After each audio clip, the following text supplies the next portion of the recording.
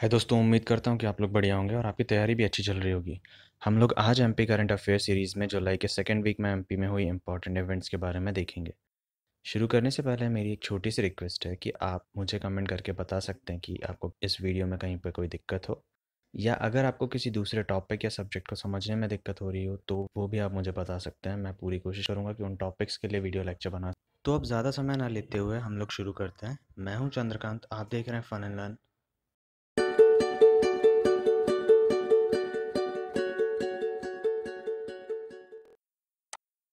तो आज का हमारा पहला क्वेश्चन है कि मध्य प्रदेश में ग्लोबल स्किल पार्क कहाँ बनाया जाएगा। इसका आंसर है वो है आरजीपीवी भोपाल। तो ये जो ग्लोबल स्किल पार्क है ये आरजीपीवी के कैंपस में ही बनेगा और प्रदेश सरकार युवाओं के रोजगार के अवसर दिलाने के लिए जर्मनी और सिंगापुर के मॉडल पर काम कर रही है। इसी क्रम में आईटीईए सिंगापुर के सहयोग से इस पार्क का निर्माण किया जाएगा और ये पार्क 645 करोड़ रुपए से 37 एकड़ जमीन में बनाया जा रहा है। इससे जुड़ी एक इम्पॉर्टेंट चीज़ ये है कि 15 जुलाई को विश्व युवा स्किल दिवस भी होता है, यानी वर्ल्ड यूथ स्किल्स डे भी होता है। तो ये है वो तस्वीर जिसमें कि राजीव प्रताप रूडी जो कि केंद्रीय मंत्री हैं वो इस पार्क का उद्घाटन करते हुए, और ये है आरजीपीवी का लोगो जिसके बारे में आप काफ़ी लोग जानते ही होंगे। जो दूसरा क्वेश्चन है कि मध्य प्रदेश में कौशल विकास के लिए मध्य प्रदेश राज्य कौशल विकास मिशन में कितने एमओयू साइन किए हैं। तो इसका सही जवाब है 8।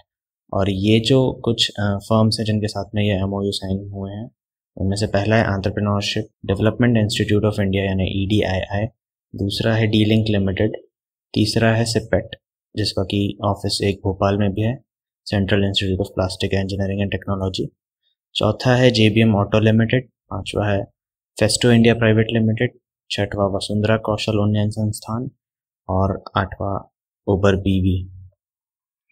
अगला सवाल है कि मध्य प्रदेश में कितने कौशल विकास केंद्र खोले गए हैं।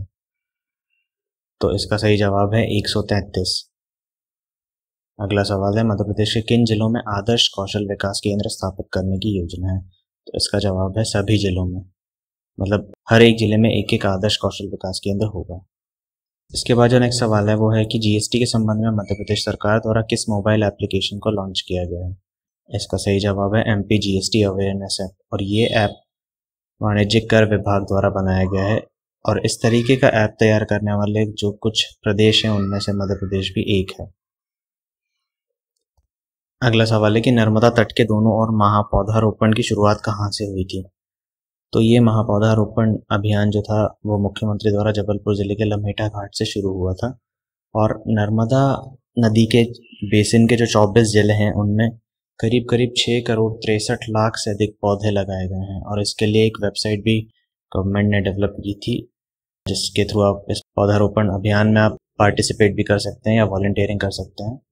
तो वो थी नमामि देवी नर्मदे .mp.gov.in, और ये एक तरीके से पूरा एक वर्ल्ड रिकॉर्ड, एक Guinness book of world record में शायद ये इसकी एंट्री हो सकती है क्योंकि ये बहुत बड़े लेवल पे किया गया था पौधारोपण। अगला सवाल है कि अब से किस तारीख को मध्य प्रदेश में प्रतिवर्ष वृक्षारोपण दिवस मनाया जाएगा। तो वैसे इसकी जो डेट होती है वो होती है 5 जुलाई, लेकिन अब क्योंकि ये जो 2 जुलाई को इन लोगों ने वहाँ पौधारोपण अभियान मना लिया है तो इस वजह से अब ये 2 जुलाई से हर साल मध्य प्रदेश में ये 2 जुलाई को मनाया जाएगा। अगला सवाल है कि साला सिद्धि योजना के तहत कितने स्कूलों की कार्य योजना बनाई गई है। इसका सही जवाब है 24,167। ये योजना बेसिकली हर एक जो स्कूल है उसका मूल्यांकन करके उन्हें इस तरीके से सहयोग प्रदान करती है जिससे कि वो निरंतर उन्नति करते हैं। अगला सवाल है मिल बाँचे मध्य प्रदेश कार्यक्रम क्या है।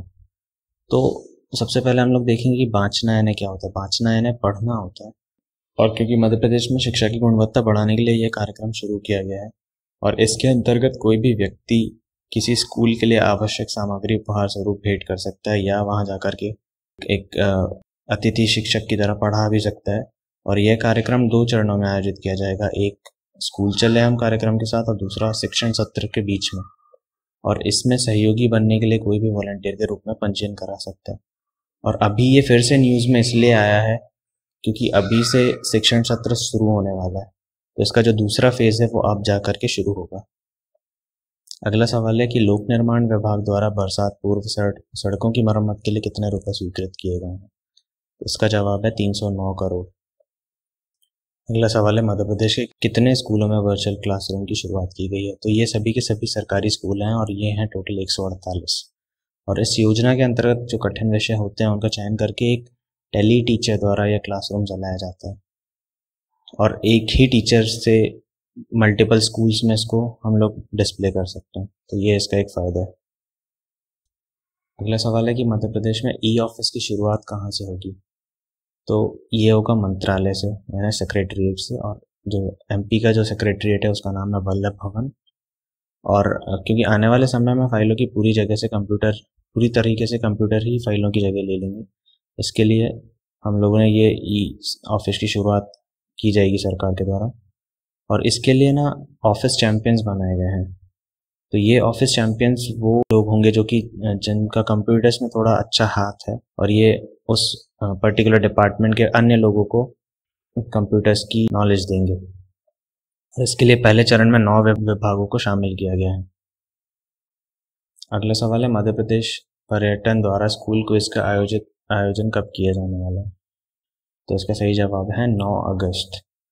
और सभी जिलों में इस प्रतियोगिता का आयोजन होगा तथा इसकी जो थीम होगी वो होगी प्रश्नों के सही उत्तर बताओ, हिंदुस्तान का दिल घूम करके। नेक्स्ट क्वेश्चन है कि कैनो स्लालम वर्ल्ड कप में प्रदेश के किन 2 खिलाड़ियों ने चौथा स्थान हासिल किया है। ये फ्रेंड्स एक बहुत ही इंपॉर्टेंट क्वेश्चन है क्योंकि एक बहुत बड़ा अचीवमेंट है एमपी के खिलाड़ियों के लिए।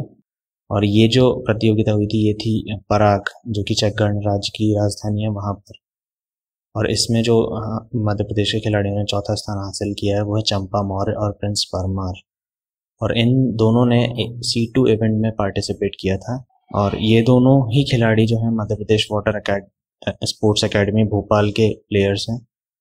ये जो एकेडमी है ये नेशनल लेवल की बहुत बड़ी एकेडमी है। इससे तकरीबन 50% से ज़्यादा प्लेयर्स निकलते हैं इंडिया के। और इन दोनों के अलावा 4 अन्य खिलाड़ियों ने भी यहीं से प्रैक्टिस करके इस विश्व कप में भाग लिया था, लेकिन उन चारों का कोई खास रिजल्ट नहीं रहा। कुल मिलाकर के भारत से 10 प्लेयर्स ने पार्टिसिपेट किया था, जिनमें से 6 प्लेयर्स जो थे वो इस एकेडमी में ट्रेनिंग लेकर के गए थे।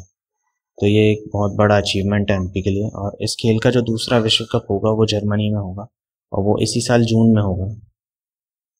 नेक्स्ट क्वेश्चन है कि खंडवा में बना वाटर पार्क हनुवंतिया किस अंतर्राष्ट्रीय पार्क से प्रेरित है।